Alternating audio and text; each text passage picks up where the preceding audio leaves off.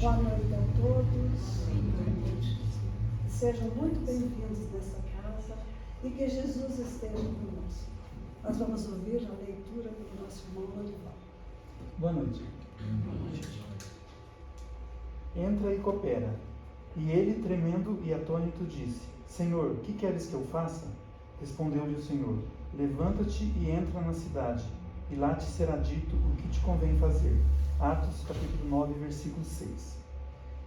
Esta particularidade dos Atos dos Apóstolos reveste-se de grande beleza para os que desejam compreensão do serviço com Cristo. Se o Mestre aparecer ao Rabino, apaixonado de Jerusalém, no esplendor da luz divina e imortal, se lhe dirigira palavras diretas e inolvidáveis ao coração, porque não terminou o esclarecimento, recomendando-lhe, ao invés disso, entrar em Damasco, a fim de ouvir o que lhe convinha saber, é que a lei da cooperação entre os homens é o grande e generoso princípio, através do qual Jesus segue de perto a humanidade inteira, pelos canais da inspiração. O Mestre ensina os discípulos e consola-os através deles próprios.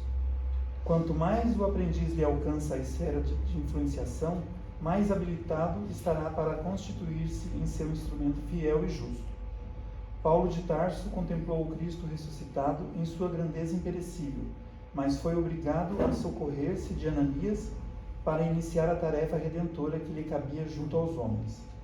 Essa lição deveria ser bem aproveitada pelos companheiros que esperam ansiosamente a morte do corpo, suplicando transferência para os mundos superiores, tão somente por haverem ouvido maravilhosas descrições dos mensageiros divinos. Meditando o ensinamento, perguntem a si próprios: o que fariam nas esferas mais altas se ainda não se apropriaram dos valores edificativos que a terra lhes pode oferecer? Mais razoável, pois, se levantem do passado e penetrem a luta edificante de cada dia na terra, porquanto, no trabalho sincero da cooperação fraternal, receberão de Jesus o esclarecimento acerca do que lhes convém fazer. Então vamos levar os nossos pensamentos a Deus nosso Pai, ao nosso amigo maior, o Mestre Jesus. Muito obrigada por essa casa espírita, pela espiritualidade que já preparou todo esse ambiente para nos receber hoje. Por todos os que dirigem essa casa. Antes de começar a oração, eu queria levar um pensamento a Deus, Jesus, agradecendo por Divaldo Franco, por todos esses anos que tivemos Divaldo Franco conosco, que fez um trabalho maravilhoso aqui, que cuidou de crianças, cuidou de velhos, de jovens. Então, que Jesus receba o nosso querido Divaldo com paz, com alegria, e nós ficamos muito gratos por tudo que ele fez. Então, nosso coração que leve uma mensagem de amor até ele. E assim, Senhor, Jesus, muito obrigada pela doutrina espírita. Nós temos que agradecer muito ao Senhor por todas essas bênçãos, por esse Senhor Edson, que vai falar sobre o livro dos Espíritos, um livro abençoado, que nos ajuda a nos conhecermos e a conhecer por que estamos aqui e para onde vamos. Então, Senhor, tudo são bênçãos que o Senhor nos concede. Apenas temos que ter pensamentos e raciocínio para reconhecer. Jesus querido, agradecendo por tudo, essa noite e tudo que nós vamos ouvir aqui, que nos faça muito bem-estar, que nos ajude a reconsiderar as nossas vidas, sempre para o bem, para melhorar no sentido.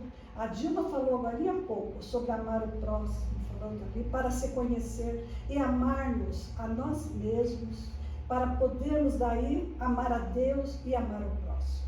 Então, essas palestras são tão edificantes, nos ajuda a fazer um pensamento sobre tudo isso, sobre a doutrina espírita, como ela nos faz, assim, ter conhecimentos, saber por que o mundo, assim, temos pessoas de todos os caráteres, convivendo conosco, e que Jesus quer que nós, espíritas, sejamos um exemplo do bem, nas palavras, na moral, no que fazemos, que seja sempre o bem, o nosso bem, o bem das pessoas, da nossa família, o bem para onde nós trabalhamos, com os nossos amigos, que todos possam saber que nós queremos o bem, queremos chegar mais perto de Deus, nosso Pai, do Mestre Jesus. Então, por esse pensamento, nós agradecemos ao Senhor. E ao Senhor Edson Luiz, tem a palavra aí, e nós vamos ouvir muitos apelos para voltarmos para casa muito bem-estar. Obrigado, muito obrigado. Ai, que bom. Boa noite. Boa noite. Que alegria. É muito bom estar aqui novamente. Eu sempre ouvi, né, o que a nossa querida irmã falou aqui. Geralmente toda casa espírita fala no início, e no início, quando eu ia na casa espírita, eu ficava meio indeciso.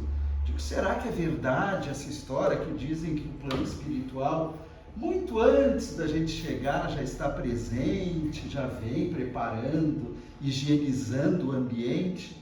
E eu tinha uma dúvida, confesso a vocês.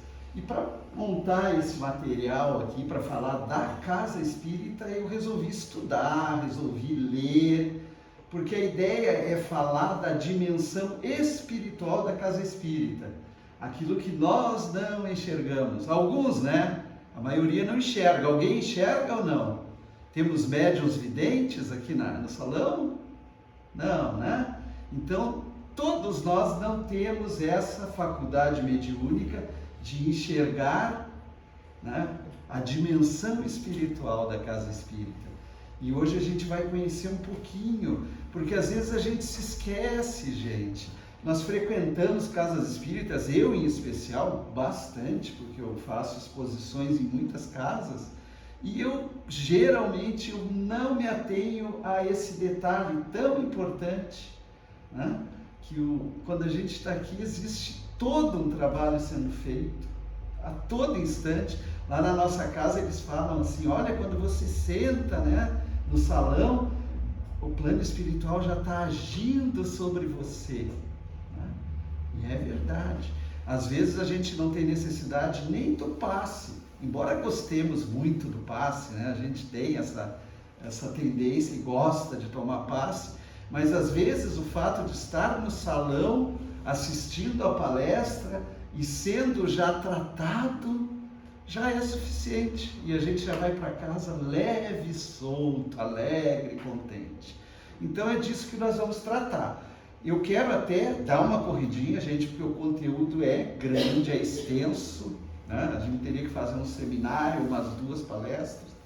E eu estou empolgado muito com esse conteúdo, porque eu achei que ficou muito bom as informações que foram trazidas através da literatura. Então, essa parte inicial aqui, a gente vai passar. Eu só queria mostrar para vocês aqui, ó, não sei se alguém prestou atenção, eu mostrei para a Dilma ali. Vocês estão vendo aqui essa foto? Olha aqui a nossa casa aqui. A nossa casa está ali, olha que lindinha. Eu vi uma outra foto tão bonita ali da lateral das flores, mas aí não pegaria e eu resolvi por essa. Mas porque é essa casa espírita, uma seara de luz, né? Toda casa espírita é uma seara de luz. E, claro, a gente usou esse livro aqui, tá? Como fonte da Sueli Caldas Schubert, Dimensões Espirituais do Centro Espírita. E um outro livro, que eu não sei se todos conhecem, talvez não, que é esse aqui, Na Seara do Bem. Mais adiante eu vou falar dele, tá? Então, inicialmente, a gente traz aqui essa pergunta para começarmos a refletir, né? Porque é muito bom durante a palestra a gente pensando. Qual que é o objetivo do Espiritismo? Qual que é, né, o verdadeiro objetivo dessa doutrina abençoada que a gente sempre fala, né? Todo espírita às vezes se pergunta. E aí a gente vai trazer a própria informação do codificador Allan Kardec, que está lá na obra O Espiritismo na sua expressão mais simples, na página 34 da editora FEB, né, uma edição da FEB, onde ele diz que o fim essencial do Espiritismo é tornar melhores os homens. Nele não se procure senão o que possa concorrer para o seu progresso moral e intelectual. Eu até mês passado, acho que foi mês passado, eu fiz uma palestra ao domingo aqui, onde eu falei justamente, não, foi em abril, né? Nós já estamos em maio, então foi mês passado, acho que foi final de março, porque eu venho de 2 em 2 meses, onde eu falei de Allan Kardec e falei do Espiritismo, né, e da codificação. E aí a gente comentava a esse respeito que o Espiritismo surge, num primeiro momento, não como religião, né? Mais adiante, Kardec resolve adotar, principalmente quando ele vai trazer a terceira obra da codificação, que é o Evangelho segundo o Espiritismo, ele vai introduzir a moral do Cristo. E aí o Espiritismo começa, nesse momento, a se aproximar da religião. Mas quando ele chega para nós, ele é mais ciência e filosofia, porque Kardec se dedica a estudar os fenômenos espíritas, né, espirituais, a mediunidade. Então o detalhe era esse no início. Por isso que ele diz que o grande propósito da nossa doutrina é o desenvolvimento nosso, de homens, mulheres e todos nós, nos tornarmos melhores a cada dia. Então, nos desenvolvermos moralmente e intelectualmente. E para nos auxiliar na conquista desse propósito, desse objetivo, surgiram as casas espíritas espalhadas pelo mundo todo, né? No Brasil, então, né? Que bom que o Brasil é a nação mais espírita do planeta. Então nós temos casas espíritas em todo lugar, né? Em Curitiba, muitas casas espíritas, então elas estão em toda parte. Mas o que é verdadeiramente o centro espírita? E ali a gente colocou uma fotinho dando uma pista, né? Vocês já ouviram falar que o centro espírita é uma escola, não ouviram? A gente já ouviu, né? Então ele é também uma escola, mas ele é muito mais do que uma escola. Como nos diz a Sueli aqui nesse livro, ele é um templo, ele é um lar, ele é também um hospital, é também uma oficina e uma escola. O centro espírita reúne tudo isso, sendo essencialmente um ponto de encontro de almas que anelam por respostas, que buscam a paz e que despertaram para a necessidade de se renovarem interiormente, sob as luzes, né, do Consolador, que é a nossa doutrina espírita.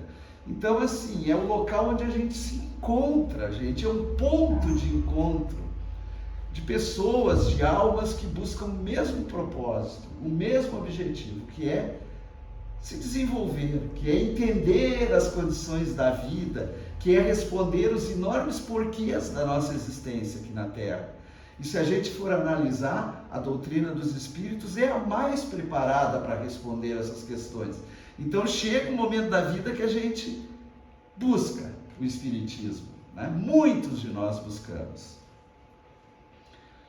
O que mais diz a Sueli? Ela diz que o centro espírita é um complexo espiritual em que se elabora nos dois planos. Por isso essa ideia de que o plano espiritual está atuante aqui o tempo inteiro. E a gente vai ver mais adiante que muito antes da gente chegar aqui. Muito, muito antes, né? Então o trabalho é dos dois planos. Toda a atividade desenvolvida na casa espírita tem o acompanhamento do plano espiritual. A nossa amiga querida estava fazendo aqui agora o estudo do Livro dos Espíritos, e durante todo esse estudo, ela também está sendo orientada, intuída nas palavras. Eu agora, durante a exposição também, né? Durante o passe isso vai acontecer, durante o atendimento fraterno, em todos os momentos desse trabalho está acontecendo. Então, é preciso que os dois planos trabalhem juntos, muito alinhados, né? O físico e o extrafísico, com as duas humanidades, a humanidade encarnada e a humanidade dos desencarnados, né? Que mais, gente?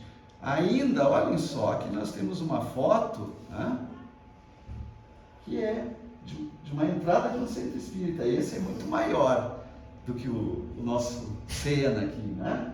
Tem, inclusive, 2 andares. É muito grande. Essa foto está na internet. Inclusive está não nesse livro, mas foi desenhada exatamente por conta desse livro aqui. Continua Sueli dizendo que já há muito sabemos que as planificações espirituais antecedem as dos encarnados. Então é a informação que a gente já trouxe. Sueli confirma isso no livro dela. Faz muito tempo que nós sabemos disso através das atividades mediúnicas. Por isso se diz comumente, quando se pensa e projeta uma obra espírita, que esta já estava edificada na espiritualidade, o que é real e verdadeiro.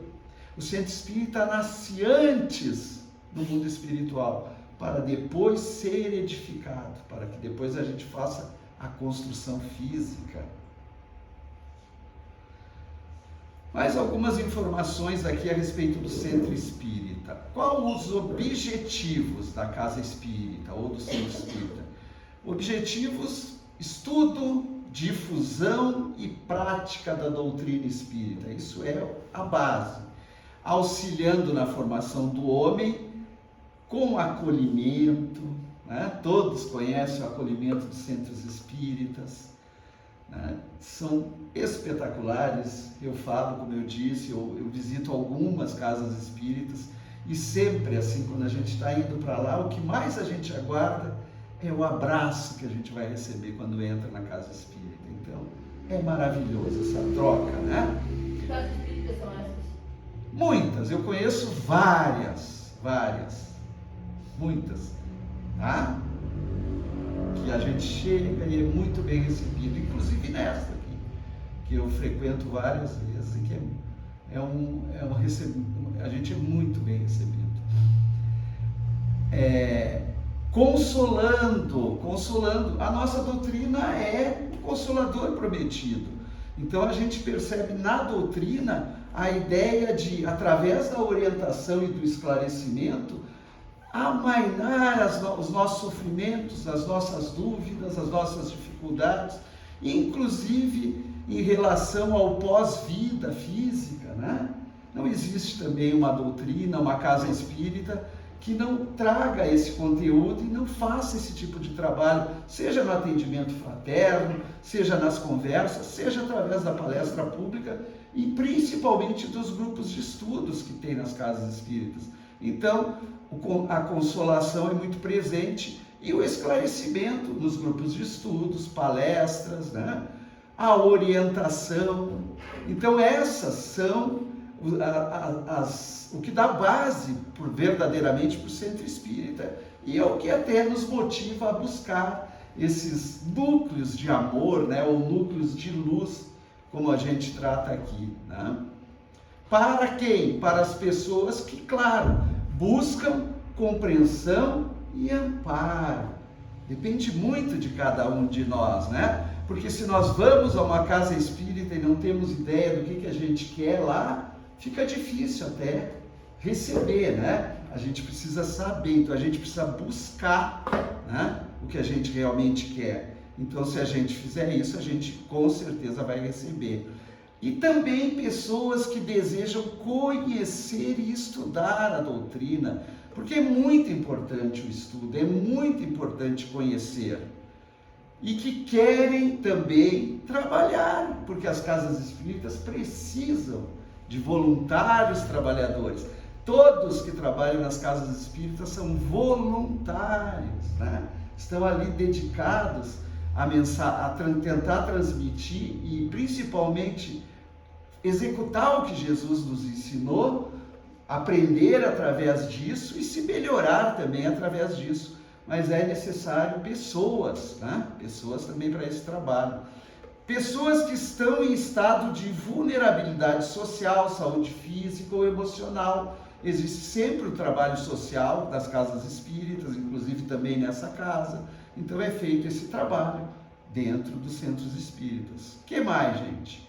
As atividades básicas, olhem que interessante, às vezes a gente não sabe tudo que se faz no centro espírita.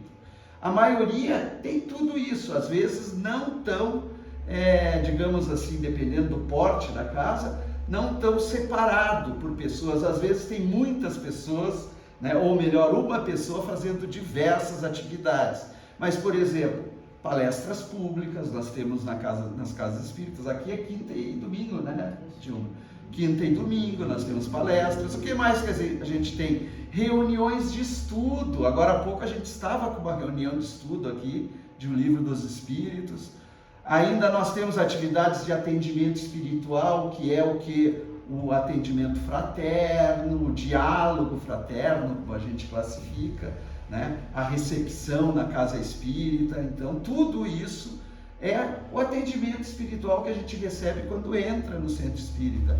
Reuniões de estudo e prática da mediunidade, a maioria das casas tem, algumas não tem, né? Mas a maioria tem também reuniões para estudo e os grupos mediúnicos.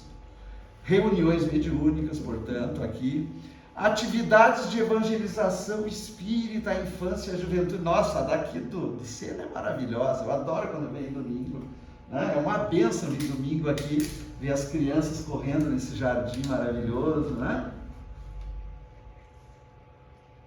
Então, verdadeiramente, evangelização infantil e da juventude, tão importante, né? É uma bênção as casas que conseguem manter. O que mais, gente, que nós temos? Atividades de acolhimento, orientação às famílias. Tem muitas casas hoje que tem já grupos direcionados para a família, com palestras específicas, com rodas de conversa, né? Também muito importante. Realizar atividades de divulgação da doutrina, que a gente faz através de palestras e outras divulgações. Atividades de assistência e promoção social, como eu já comentei, que é feita também. Atividades administrativas, que a gente às vezes esquece que tem, né? No centro espírita é uma pessoa jurídica, então tem que estar com todas as funções administrativas e jurídicas em dia. Para isso precisa que os voluntários cuidem disso, é preciso que se faça balancete, é preciso que se tenha caixa, tudo que se tem, né? Numa organização jurídica como é a Casa Espírita. Participar das atividades que têm por objetivo a união dos espíritas e das instituições espíritas e a unificação do movimento espírita. Gente, isso é importantíssimo. E as casas espíritas, elas têm a Federação Espírita Brasileira, as federações espíritas estaduais, o movimento espírita, que organiza tudo isso. Isso é extremamente importante para que tudo funcione dentro de um padrão até, dentro de uma condição que a gente possa, indo numa casa ou indo noutra, encontrar algo muito semelhante, né? As palestras são muito parecidas, a forma como as coisas acontecem são muito parecidas. Não iguais, né? Porque somos individualidades. Então, olhem aqui, agora está maior um pouquinho aquela foto lá, né? E o nosso propósito, como eu falei, é conhecer, né, a questão espiritual do centro espírita. É para isso que a gente traz esse livro. Então, esse livro aqui, Na Seara do Bem, tá? Ele é uma obra que foi trazida por Antônio Carlos Tonini, espírito, e o médium Luiz Antônio Ferraz. Eles são de uma cidade do interior de São Paulo. O Tonini, ele trabalhou durante anos no século passado, no século XX, né, em uma casa espírita e desencarnou aos 40 anos. Ele era médium, ele tinha várias atividades.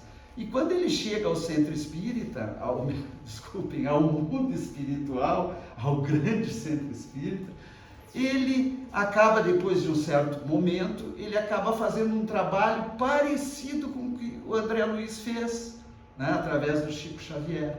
E pelo menos a única obra que eu conheço dele é essa. Ele tinha uma vontade enorme de visitar o centro espírita e conhecer o mecanismo espiritual. E ele é levado a um centro. E nesse centro que ele visita aqui, isso aqui eu passo bem rápido, porque a gente vai ver tudo isso aqui, gente. É o que está aqui nesse livro, tá? Mas é só para a gente entender tudo que existe dentro de um centro espírita. Claro que não são todos que têm tudo isso. Mas esse centro que ele visita tem tudo isso aí, tá bom? E a gente agora vai trabalhar essas ideias uma a uma, o que a gente conseguir, né? Nos 35 minutos que nós temos. Porque eu acho muito interessante, porque ele vai contando para nós, tá? Então, vamos lá. Esse livro foi um trabalho muito bonito que foi feito. E depois que esse livro foi publicado, editado no século passado, foi feito um trabalho de desenhos de tudo que ele narrou no livro, tudo que ele viu, né? Isso aconteceu também com várias obras do Chico, né? Lá tem um livro muito lindo que eu vi agora na biblioteca, lá do Rivas, né? Aquele de desenho do Rivas, grandão, que está lá, é um peruano que desenha, gente, é a coisa mais linda, os desenhos que ele faz de cidades espirituais, é muito bacana. Eu vi que tem um lá, eu tenho ele lá em casa, eu gosto demais, né? Então é muito bonito.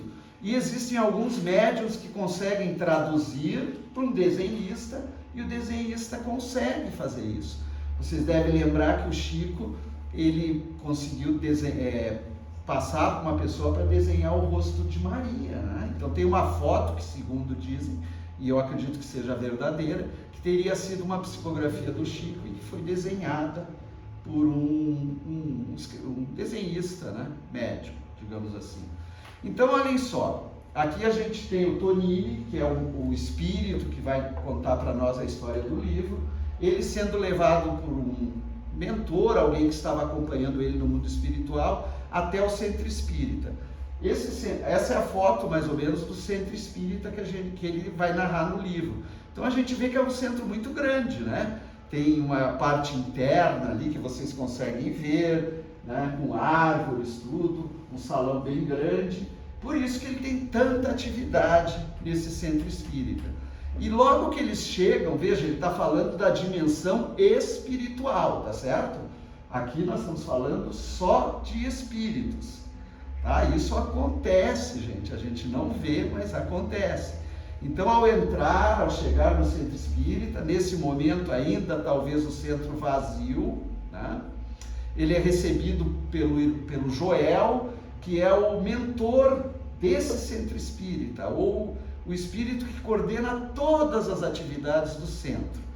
Imediatamente ele é muito bem recebido e esse mentor, Joel, né, ele passa por um outro, Marcos, que vai fazer um tour com o Tonini pelo centro, explicando tudo o que vai acontecer durante o trabalho que vai existir na casa, tá bem? Primeiro momento eles se reúnem no próprio salão. Então eles estão todos no salão, organizando o que vai acontecer, as atividades da noite, tá? A gente vê aqui que, basicamente, a grosso modo, existe um setor de vigilância nas casas espíritas, lembrando que é a questão da, né, dimensão espiritual.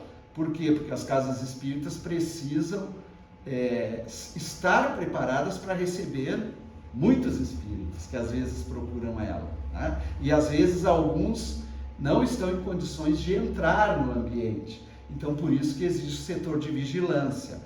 Tem um setor que eles classificam como sendo de enfermagem, que a gente vai ver mais adiante. Tem o de esclarecimentos e tem o de comunicação. E outros, esses aí, digamos, os mais importantes. Desses há uma ramificação muito grande. Aqui, rapidamente, para a gente entender um pouquinho do setor de vigilância, né? Olhem ali, o Marcos é esse moreno, né, para que a gente possa ver, e aqui é o Tonini que está visitando o centro. Eles estão vendo ali, né, uma luz, um clarão, dois espíritos, né? E ele diz assim: para me fazer entendido, o Tonini falando, apenas posso afirmar que no ambiente da casa espírita há um outro ambiente interexistente, ou seja, um ambiente acoplado, junto, que a gente não consegue visualizar. Interexistente, eu fui até olhar na internet, se usa esse termo muito com relação à mediunidade, aquele espírito, aquele médium que dá passividade, o espírito se aproxima dele, então é feito o trabalho todo, né, de passividade. Então é algo semelhante.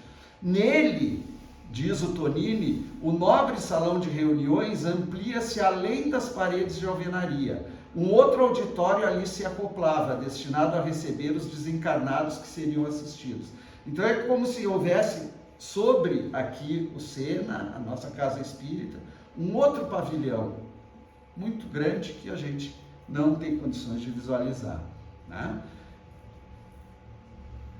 Atividades no setor de enfermagem.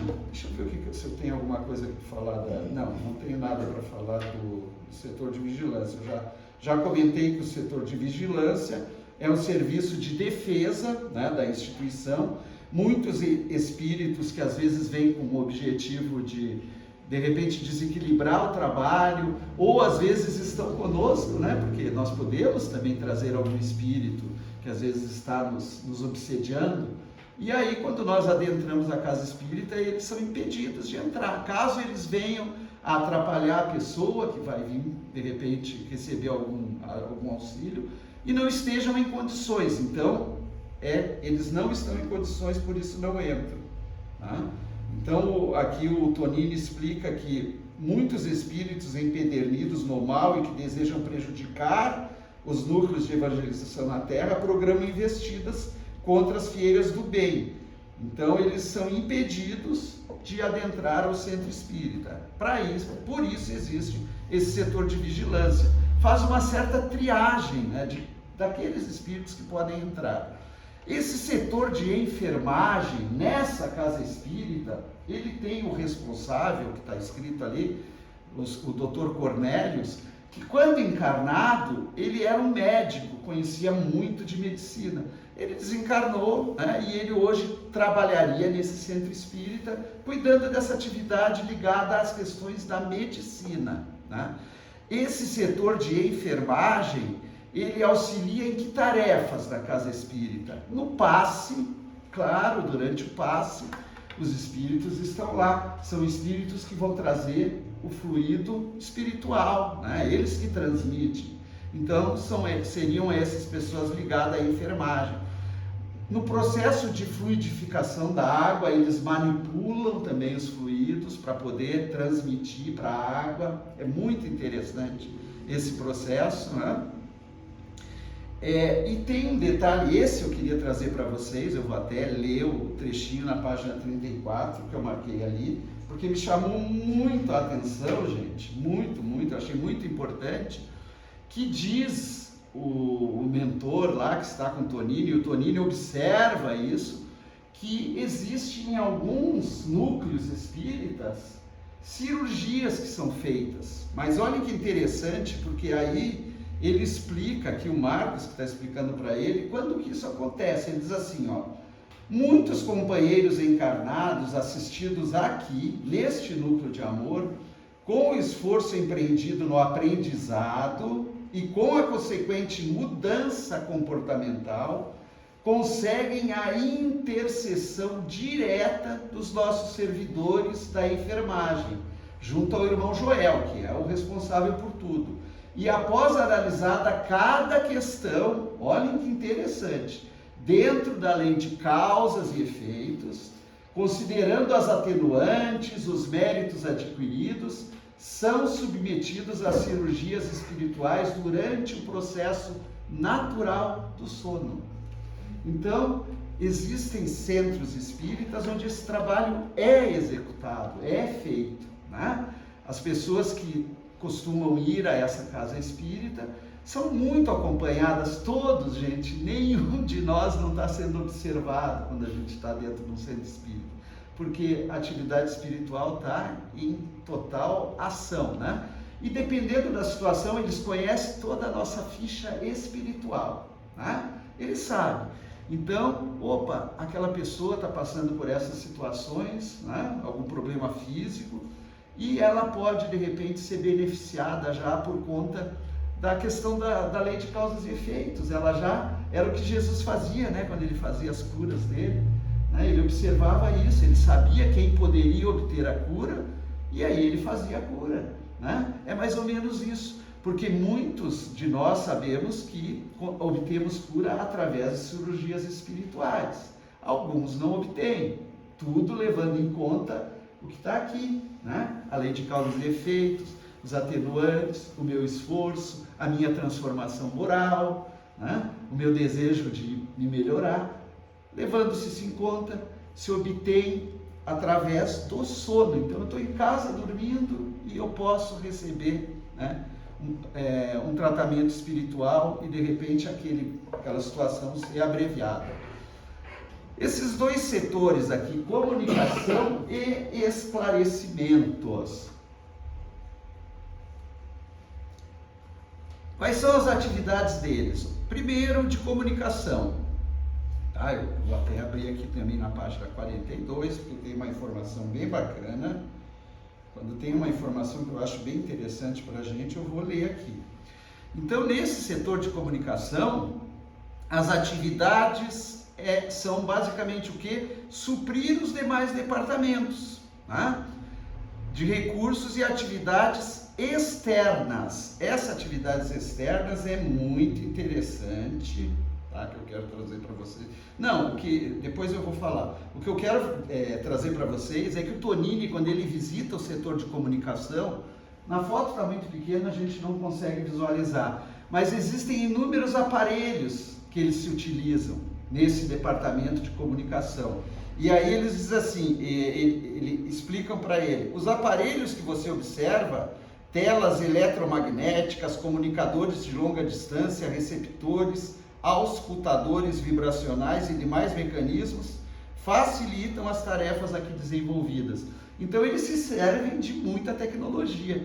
E aí a gente, lembrando das obras de André Luiz, que vieram lá no meio do século XX, né, a partir de 1940 e poucos, existiam vários equipamentos que o André Luiz narra para nós e que muito depois do que ele falou, a gente acabou tendo na Terra, né?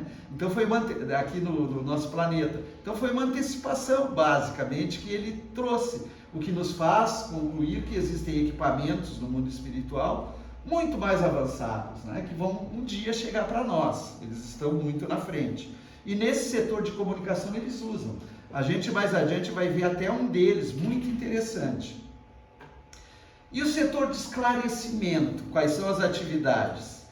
Auxiliar pela intuição os encarnados nas tarefas de esclarecimento, estudos, palestras, atendimento fraterno.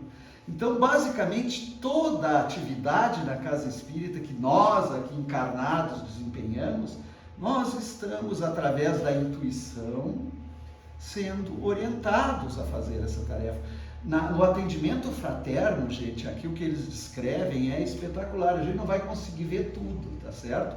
Mas assim, o trabalho feito entre a pessoa, o atendente e os espíritos que estão acompanhando é sensacional. É uma coisa realmente para a gente refletir muito. Aqui, né, com relação à questão dos estudos, por exemplo, no setor de esclarecimentos desenvolvemos várias atividades. Compete-nos o auxílio através da intuição aos companheiros encarnados, encarregados dos comentários evangélicos e doutrinários. Olhem que bonito, né? Nas reuniões de estudos, né, a gente às vezes até é curioso, né? Reunião de estudo é uma coisa muito interessante. Às vezes a gente prepara o material para o estudo e daí você começa a desenvolver aquilo ali, daqui a pouco você está falando de coisas que você, eu não tinha nem programado quando eu preparei. Mas o que foi isso? É essa intuição, é esse auxílio. O trabalho é feito sempre entre os dois planos, né? Preparar, o Tonini diz assim, né? Eu buscava estudar, preparar os estudos. No entanto, quantas vezes dialogando com os companheiros, né, vinha uma ideia nova, um exemplo novo. E ele diz assim, e eu, na minha prepotência ainda, né, depois quando eu conversava com os irmãos, ele dizia assim, nossa, olha, eu lembrei de uma coisa lá, eu tive uma ideia durante o estudo, e depois não era nada dele. Foi quem? Foram os Espíritos. Claro que ele tem os méritos dele, mas foi o Espírito que viu da necessidade e orientou ele, né? É muito interessante. Quer ver mais aqui, ó? Nossa equipe presta também assistência no setor das orientações, junto ao atendimento fraterno realizado nas casas espíritas. Participamos sempre que possível de... Isso aqui eu achei muito interessante. Olhem só, os espíritos. Participamos sempre que possível de cursos e conferências que nos permitem o sublime aprendizado de esclarecer sem ferir, ajudar sem violentar e colaborar sem exigir. Então eles também estão em constante aprendizado para auxiliar a nós aqui nas nossas tarefas. Então, através desse setor. Outros esclarecimentos. O Tonini pergunta assim, em todos os centros espíritas funciona dessa maneira? Né? É igual? E aí eles responderam, a cooperação espiritual em todas as agremiações voltadas ao bem, à verdade, é a mesma. Espíritas ou não, vejam, não é só em centro espírita que nós temos isso, é em todas, né? Claro que aqui o nosso objetivo é o centro espírita. E levam em conta, o que eles levam em conta? A necessidade, a característica de cada instituição, bem como a disponibilidade dos servidores espirituais. E aí eu achei assim sensacional, porque o mentor que está falando para ele, o Marcos, né, o que não é mentor, na verdade, é o que atendeu ele lá no centro espírita, ele diz assim, porque o próprio Cristo falou, né, que a seara é enorme, mas os trabalhadores são poucos, né? E aí mesmo na equipe espiritual, dependendo, às vezes falta trabalhador, vocês acreditam? Claro que é muito menos do que na nossa seara física, na nossa é complicado, né?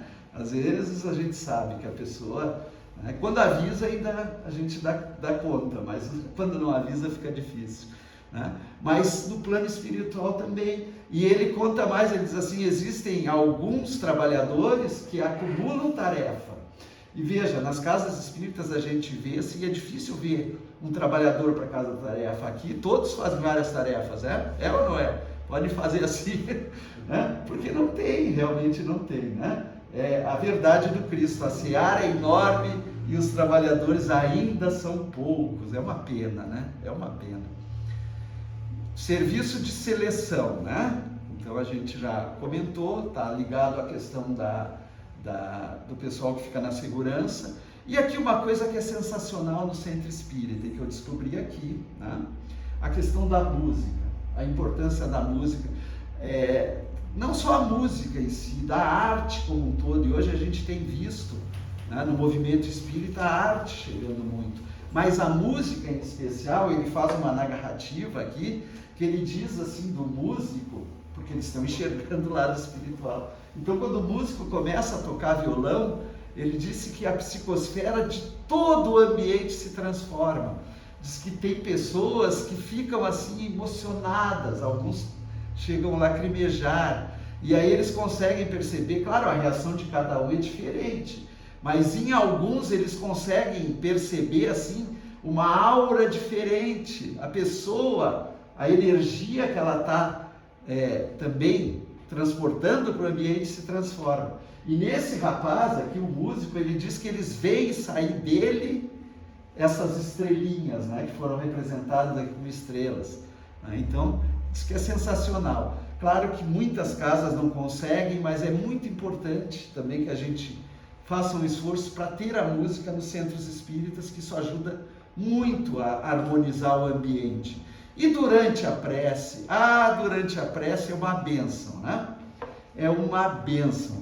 Mas eles vão falar aqui, poxa, eu não marquei, deixa eu ver aqui se eu consigo localizar, me chamou a atenção um detalhe, que eles alertam sempre a nós, frequentadores, que vamos ao centro espírita, que a gente tem que fazer um esforço às vezes sobre-humano, né, para tentar se concentrar quando a gente ingressa dentro do centro espírita, seja durante a prece, seja durante a palestra pública, por pior que seja, né? Que às vezes a gente sabe, né? Eu sei que eu às vezes não consigo atingir aquilo que eu pretendo, mas a gente deve fazer esforços, porque a gente que está sendo beneficiado, né? Então precisamos estar bem. Ele diz assim, ó, a oração a Jesus era proferida nos 2 planos, e a gente vê na foto. Quem foi a querida que fez a prece inicial, aqui ela não está mais aqui, está ali.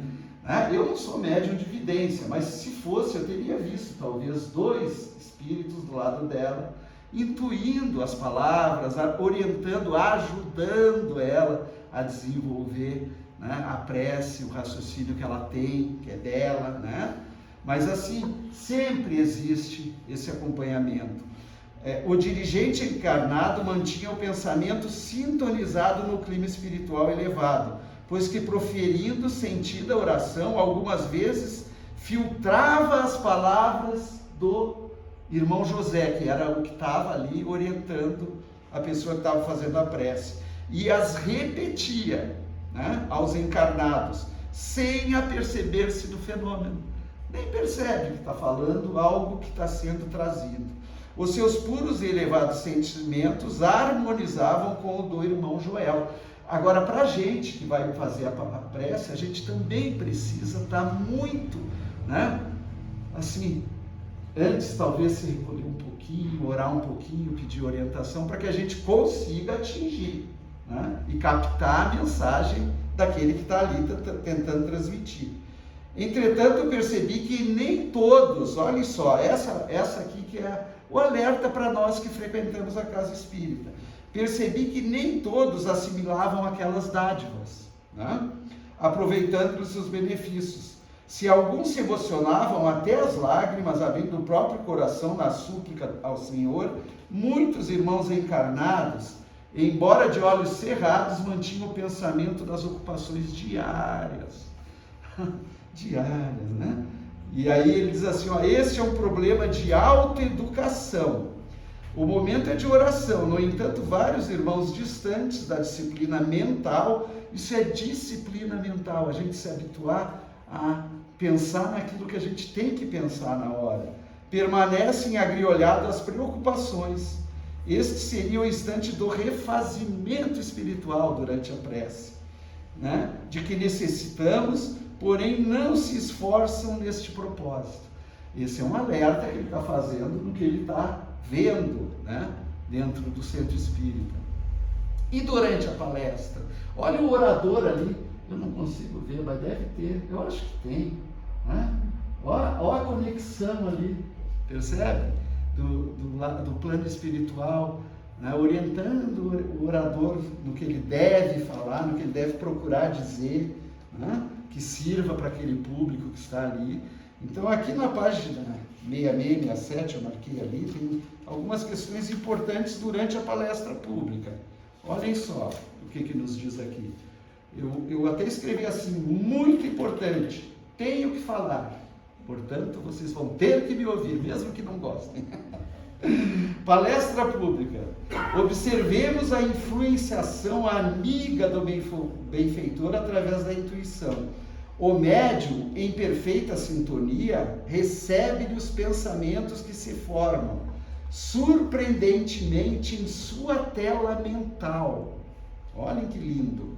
À maneira de quadros vivos, cujas imagens vai descrevendo, fiel ao tema que o orador está expondo. Então, assim, quem vai fazer... Eu não sou orador, né?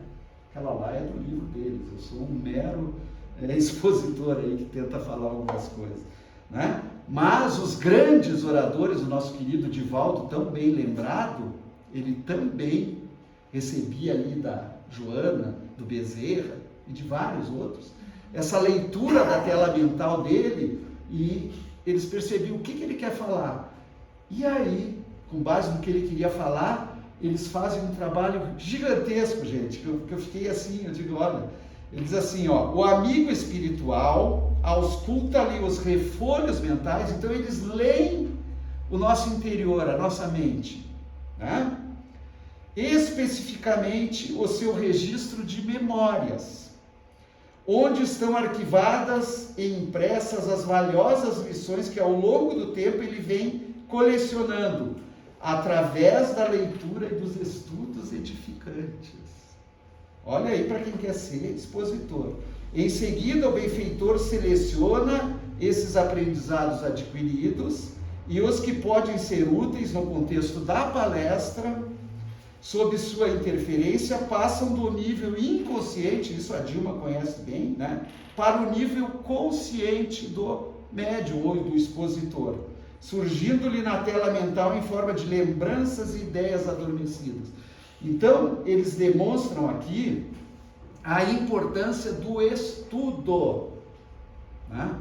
E eu me lembrei aí do Divaldo, até no filme, né? No início, quando ele começou a ser palestrante, vocês lembram, né? Quem assistiu o filme, é uma cena hilárica, a coisa mais linda. Aliás, as cenas do Divaldo, a maioria era para a gente rachar de rir, né? Que ser abençoado. E ele foi fazer uma palestra e não se preparou. Chegou lá e ele achou que ele estava com tudo, né? Que os espíritos iam fazer o trabalho dele. E aí levou aquele chacoalhão, né? Ó, meu amigo, você estude para vir fazer o trabalho. Porque ele passou alguns minutos e não conseguia falar absolutamente nada. E aí, eu não sei se foi a Joana, imagino que fosse, disse assim, olha, agora nós vamos te ajudar, mas é a primeira e última vez. Se você voltar de novo, em algum momento, sem estudar e se preparar, você vai ficar por conta própria. Não vai ter espírito te ajudando. E é assim que acontece na nossa vida, né? A gente não pode achar que eles vão resolver o nosso problema. Eles vão nos ajudar a todos, mas desde que a gente faça a nossa parte. Olhem só, esse é um trabalho de parceria. Os recursos ou registros do médium somam-se à inspiração do benfeitor. Então, eu tenho que ter registros, eu tenho que ter estudado, eu tenho que ter vivido de preferência. É isso que eles dizem mais adiante, ó. Necessário, pois, não apenas o estudo, mas a vivência dos postulados abraçados. Olhem só, né? Estuda, aprende, mas pratica, ou faz esforços para praticar, porque às vezes ainda não estamos em condição de praticar, mas os esforços todos podemos fazer. A tarefa do benfeitor é auxiliar o seu tutelado através da inspiração, sugerir-lhe ideias, coordenar os pensamentos. No entanto, os recursos intelectuais são conquistas do próprio expositor. É dele, conquista dele. Eles só nos ajudam a organizar essas ideias. O orador não é um aparelho inanimado, a maneira de microfone, através do qual os espíritos cantam a mensagem da vida imortal. Gente, isso aqui eu achei sensacional. E isso é para mim, né, que eu estou falando. Para mim, para Dilma e para mais alguns oradores ou expositores da casa, né? Que a gente precisa se preparar muito bem. A gente não pode vir com a ideia do improbation, achando que os espíritos vão nos quebrar o galho, que eles não vão, gente. Nós é que vamos quebrar o galho se estivermos muito pesadão, né? E durante a palestra, gente, olha o que acontece durante a palestra. Tem uma mocinha ali muito querida, ela está ali e o expositor está falando sobre Jesus, né? Está comentando sobre Jesus. E ela imediatamente, ela vivenciou, ela teve uma experiência na casa dela, uma discussão, e as palavras que ele transmite fizeram com que ela relembrasse a discussão com a mãezinha dela. E imediatamente ela própria começa a fazer assim, como é que a gente fala quando você começa a fazer na psicologia lá, pensamento com pensamento, você vai... Reflexão. Uma reflexão. Era mais fácil do que eu imaginava. Pensei que tinha um termo muito difícil. E ela começa a refletir, né? E diz assim, nossa, eu falei o que não devia para a mamãe. Tudo com base na palestra. E aí contam, né, que eles, lendo a mente dela, eles já começam a ver que ela se arrepende ali, e ela já começa a pensar em chegar em casa e pedir desculpas para a mãe. Então, durante a palestra pública, olha que coisa linda, gente. Aqui, por exemplo, é uma outra situação que essa senhora, né? Quer ver aqui? Deixa eu ver. Comparativo, eu pus a página, né? 71. Eu acho que vocês vão ter que me aguentar, gente. Comparativo. Observe atentamente aquela irmã, essa senhorinha ali. Vocês estão vendo que tem uma nuvem na volta dela, que vai até o coração dela? Né? Só os espíritos que veem isso. Né? Analise com cuidado o seu centro cardíaco. Está ali, ó. Né? Centro cardíaco do centro espiritual. Né? Notei que aquela mulher trazia sobre o centro cardíaco densa e escura massa, que a semelhança de fumaça tóxica lhe oprimia o peito. Percebi então que aquela nuvem de nocivos miasmas provinha exatamente do seu campo mental. Ele percebe que ela é da mente que ela está criando, gerando aquilo. A infeliz mulher alimentava pessimismo doentio e cultivava pensamentos negativos, os quais se expressavam na sua casa mental. Ela estava totalmente transtornada mentalmente. E se dirigiam a diversos setores do corpo físico, sobretudo ao centro cardíaco, ligado que as emoções e sentimentos estão ligadas a isso. Nossa irmã expôs Marcos, se não modificar os próprios pensamentos, candidatar-se-á a sofrer grandes desequilíbrios orgânicos. Seus pensamentos infelizes dirigem-se para o centro cardíaco, bombardeando-a com sua influência nefasta. Então eles conseguem ver, aqui eles explicam outras coisas que ocasionam os pensamentos destrutivos, pessimistas, que às vezes acompanham, e tem pessoas que são naturalmente o tempo inteiro. Não é aquele que chega e a gente espanta, né?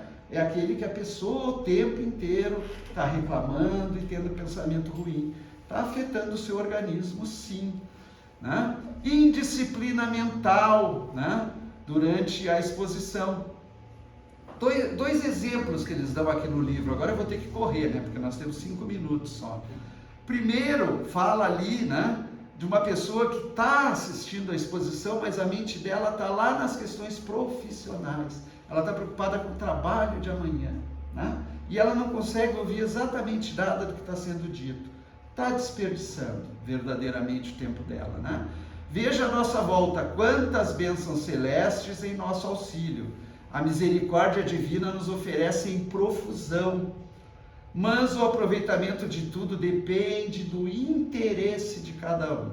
A redenção espiritual é conquista individual, fala o Marcos, cada pessoa. E aqui do lado tem um outro exemplo interessante de uma pessoa que cai no sono na palestra pública. E o detalhe é que a pessoa cai no sono sempre durante a palestra pública, em todos os dias que ela vai no centro espírita. E aí eles dizem que o Tonini pergunta assim, eu ouvi falar quando eu estava lá na Terra que era processo de obsessão, né? Porque às vezes se fala isso, que a pessoa está obsidiada.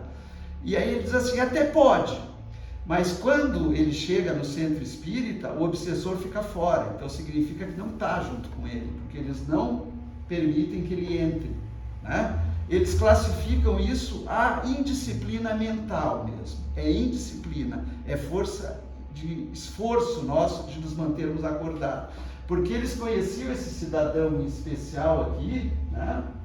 E eles diziam que esse cidadão, ele chegava a ficar 2, 3 horas na frente da televisão sem piscar um olhinho. Peraí, ele fica 3 horas na televisão e não consegue ficar uma no centro espírita ouvindo uma palestra sobre Jesus, né? Alguma coisa está errada. Ele consegue ir para um campo de futebol, mas ninguém dorme, né, no campo de futebol mesmo, né? Aí ele fica lá. Então, verdadeiramente, o problema do sono, na maioria dos casos, a gente não pode jamais generalizar, é indisciplina mental, tá certo? Então a gente tem que fazer esforços. Aqui eles mostram a consolação que os espíritos levados estão recebendo. Eles ficam lá atrás, assistindo, num plano que a gente não vê. Então a gente percebe a alegria deles, né? Diz assim, ó, fora instalado no vasto salão, grandiosa tela luminescente voltada para o auditório, onde estavam os desencarnados em atendimento. Então olha que bacana, aquela tela, gente, é só para os desencarnados. Puxa, eu fiquei tão chateado quando eu vi a foto, eu digo, pô, e nós aqui nada, né? Mas os desencarnados, à medida que o orador falava sobre Jesus, eles viam, né? Os espíritos projetavam para eles Jesus falando para as pessoas. Olha que coisa linda. E olha os desencarnados ali chorando, tal, coisa muito bonita, gente. Evangelização infantil, a última que eu quero falar de vocês, porque é muito bonito, muito importante, tá? E o que me chama muito a atenção aqui nesse item da evangelização infantil, página 87. Para a próxima parte vai ficar passe, vai ficar atendimento fraterno. Gente, isso aqui é muito importante, a questão da evangelização infantil. É muito importante trazer as crianças. Mas aqui tem dois aspectos interessantes. O Tonini, ele viu várias mulheres ali, né? E ele olhou e disse: o que essas mulheres estão fazendo? Aquelas duas lá, tá? Ó. Opa, virou aqui. Essas duas senhorinhas aqui, o que elas estão fazendo? Elas não são evangelizadoras. Aqui está a evangelizadora, aqui está a evangelizadora. Essas aqui não são espíritos. Daí ele pergunta, por que elas estão ali? Elas estão aprendendo a ser evangelizadoras no futuro, na próxima encarnação? E eles responderam, algumas sim. Outras foram mães e faliram como mães na última encarnação. E agora elas são levadas também. Olha, vocês sabiam que na evangelização infantil tem muitas mães que vêm assistir? Quem que é da evangelização aqui? Você sabia ou não? Vocês sabiam ou não? Ah, eu vou contar as coisas como novidade, todo mundo já sabe, nessa casa aqui.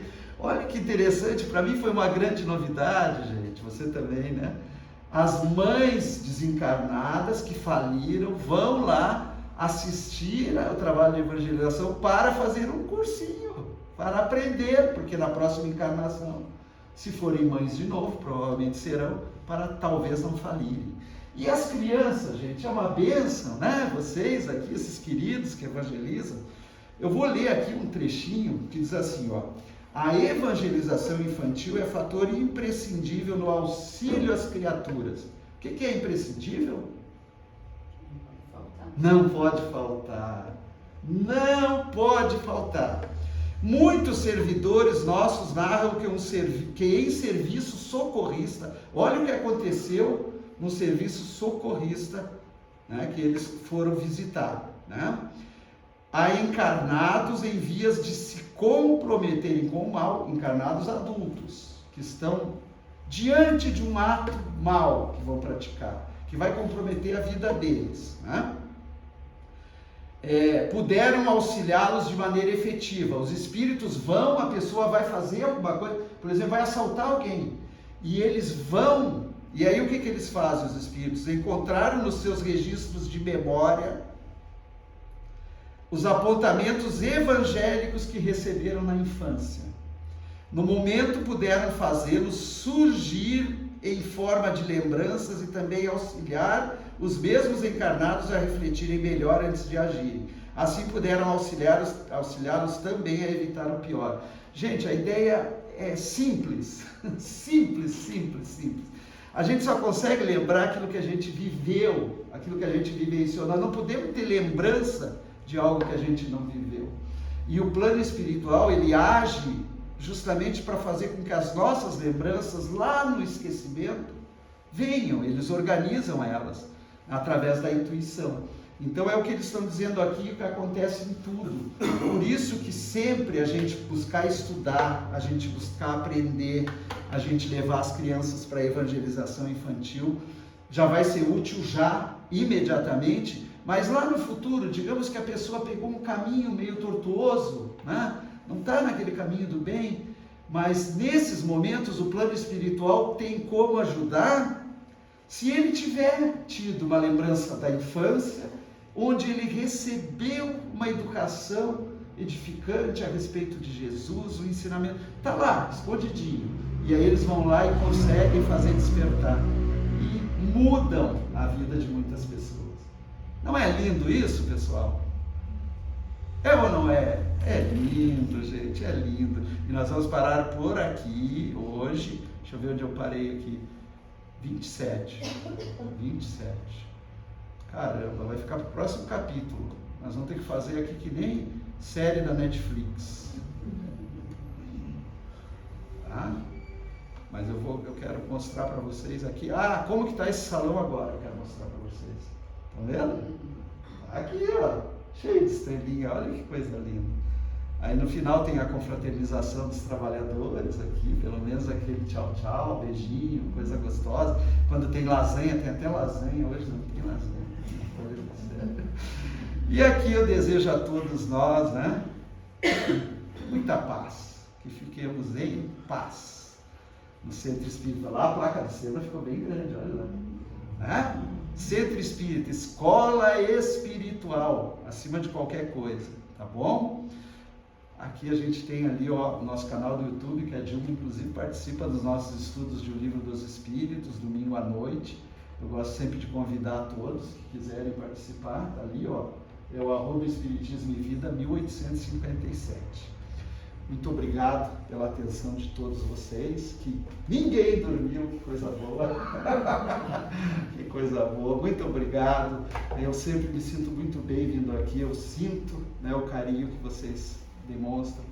Então vamos agora, né, tomados nesse ambiente tão gostoso, de tanta luz, de tantas estrelinhas brilhando, elevarmos o pensamento a Deus, a Jesus, aos nossos anjos da guarda, a equipe abençoada dessa Casa de Amor do Sena, que há tantos anos se dedica a essa tarefa tão linda de conduzir almas a se aproximarem cada vez mais dos ensinamentos do Cristo, para, através da nossa caminhada, do nosso processo de evolução, nos tornarmos melhores. Então, é uma bênção e é uma gratidão sempre aos desencarnados e, é claro, aos encarnados dessa casa, que estão sempre aqui nos recebendo com todo carinho.